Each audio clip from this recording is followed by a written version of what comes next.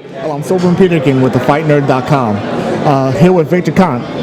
Victor, you have a lot of supporters and detractors in your history of supplements.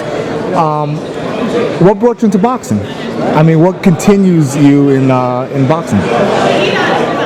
Well, I've always been a boxing fan. My dad used to take me to closed circuit television fights all the way back to when Muhammad Ali beat Sonny Liston when I was, however, 12 years old. So I used to go to a lot of boxing matches with my dad. And then pre-Balco raid, I was contacted by Shane Mosley, and I worked with him for that fight in 2003 against Oscar De La Hoya. And then I started working with Andre Ward.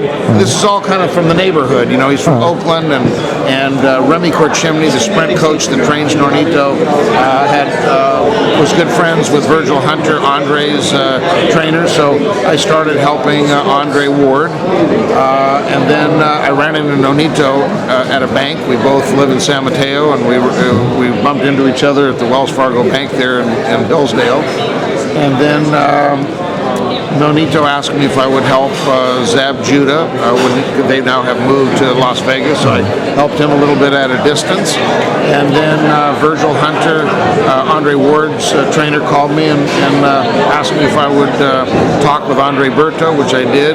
And then I told him the only way that I'd be willing to work with him is if he brought his whole training camp there to the Bay Area, to the Undisputed Boxing Gym, and work with me there.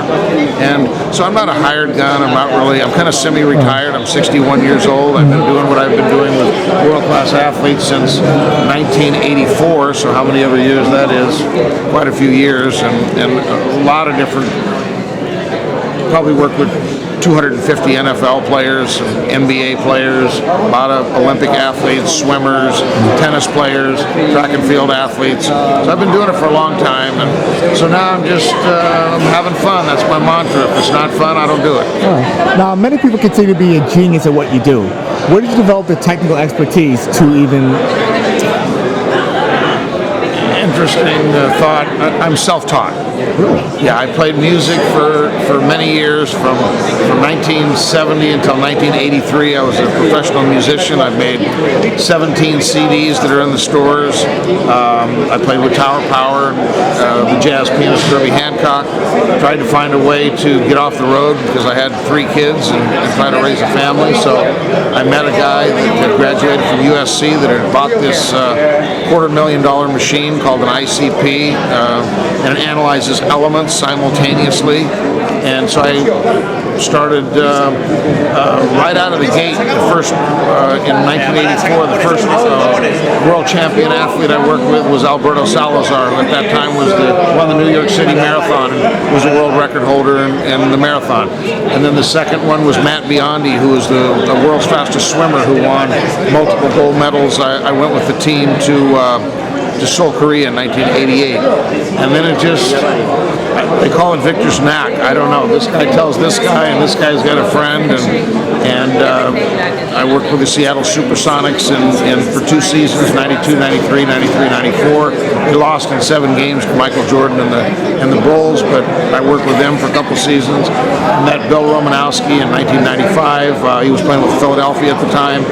Then he got traded and became the leader of the defense in Denver. And I went to the training camp, and under the direction of Arthur Zaporn, the team physician, we tested all 85 guys in the training camp, including all of them: John Elway, all of Shannon Sharp, Steve Atwater, Romo. Just so happened that they won back-to-back Super Bowls. So, just not that I'm trying to take credit for that. It's just been, a lot of, and I worked for 2 years with all the Miami Dolphins, some of the teams that were quarterbacked by Dan Marino. So I work with a lot of tennis champions, Jim Courier, Yvonne Lendl, Michael Chang.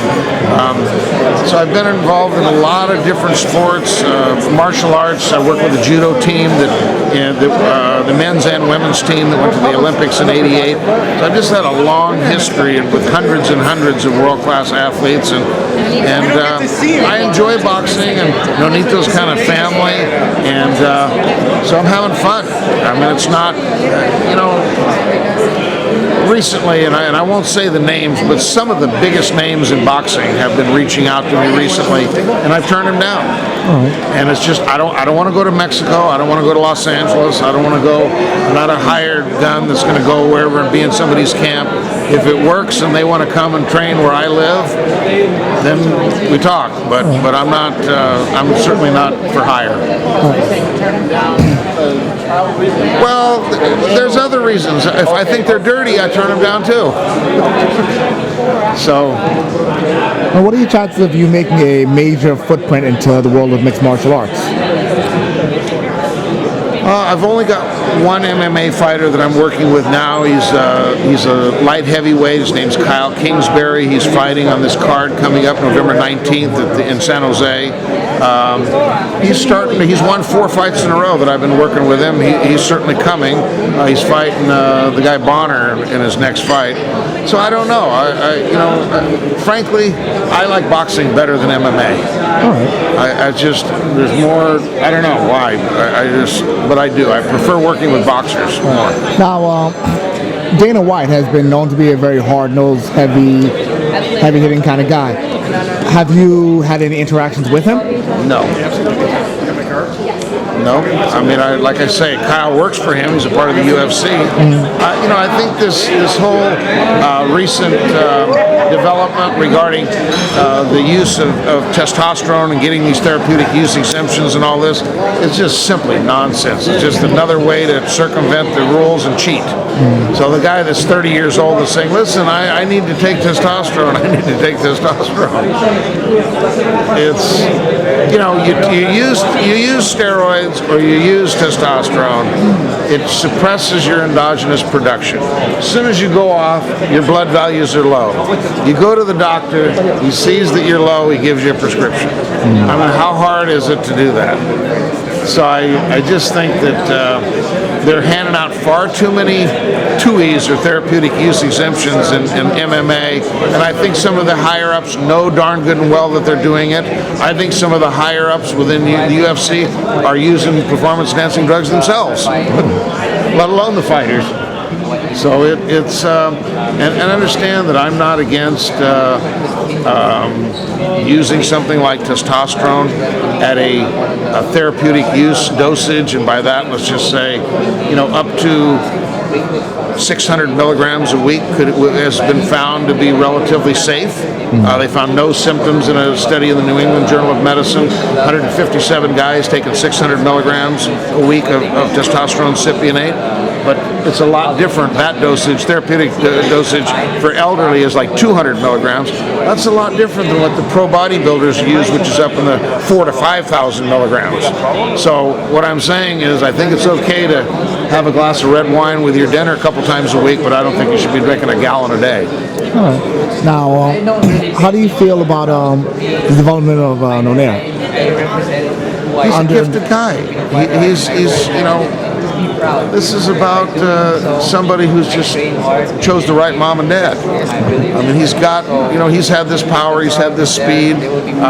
He had a tendency, like a lot of boxers, when I met him, to overtrain.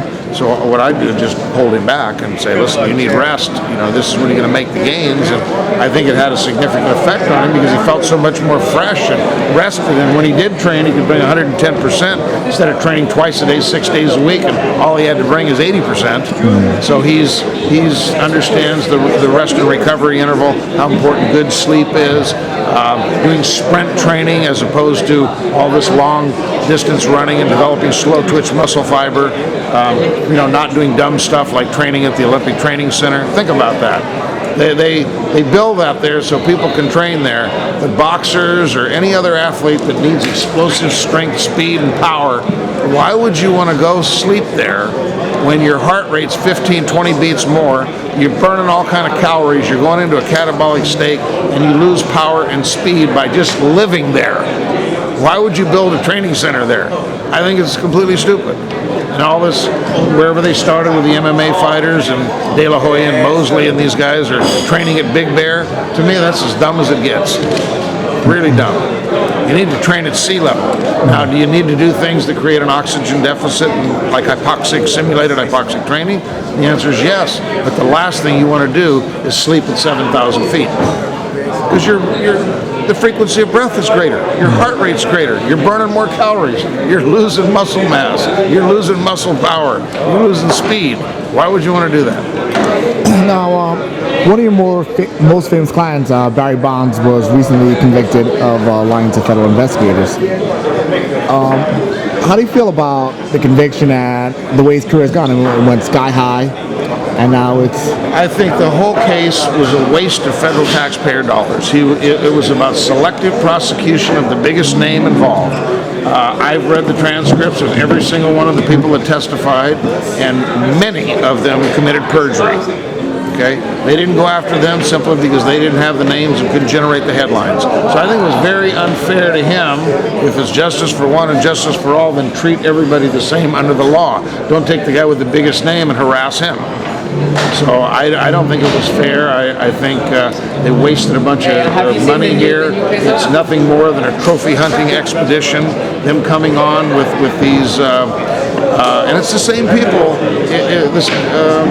Doug Miller, the U.S. Attorney at Los Angeles, is going after Lance Armstrong and all these other guys. These are the same people that authorized the search warrants to raid my house. So when the grand jury transcripts were leaked and they were looking for the leaker, well, it wasn't me. We now know that. So how do they go get probable cause to bring an FBI SWAT team into my house, turn it upside down, when it turns out I had absolutely nothing to do with it? So all I'm saying is the athletes cheat to win, but the investigators and prosecutors, they cheat to win too. So I don't think two wrongs makes a right. I don't like what they do. So it's, how do you clean it up? Step at a time. The dollars that they have available for drug testing, it's never going to be perfect, but it can certainly be a lot better than it is now.